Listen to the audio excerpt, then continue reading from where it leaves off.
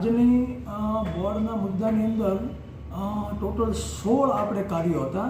જે અંતર્ગત આ કાર્યોની અંદર જે શાળા અને બાળકોને સ્પર્શતા એમને કેન્દ્રમાં લઈ અને ખાસ કરીને જે અંગ્રેજી માધ્યમની શાળાઓ છે એ અંગ્રેજી માધ્યમની શાળાઓના બાળકોને પૂર્વ પ્રાથમિક અને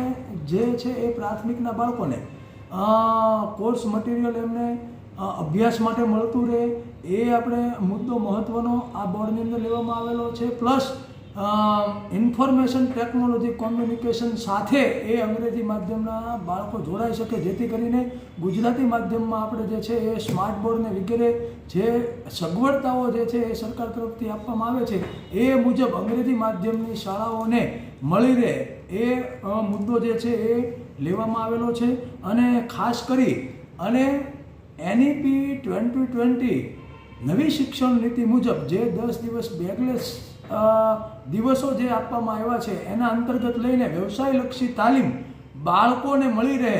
એ માટે થઈ અને જે એક મુદ્દો જે છે એ મહત્ત્વનો એ આ બોર્ડની અંદર લેવામાં આવેલો છે, જેથી કરી અને બાળક ઉચ્ચ અભ્યાસમાં જશે, ITI છે, ડિપ્લોમામાં છે, જે આગળના અભ્યાસમાં જશે તો એના માટે થઈને આ વ્યવસાયલક્ષી જે તાલીમ જે છે એ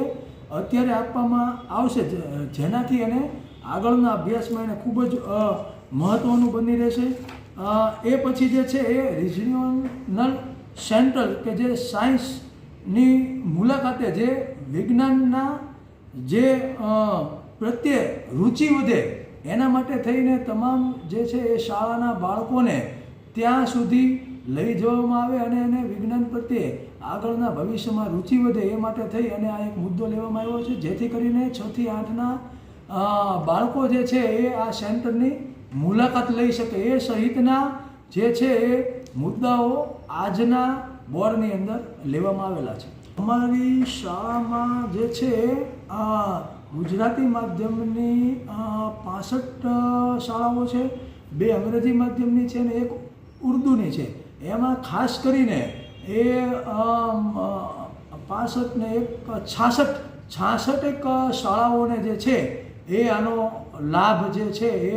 બાળકોને 6 થી 8ના બાળકોને મળશે.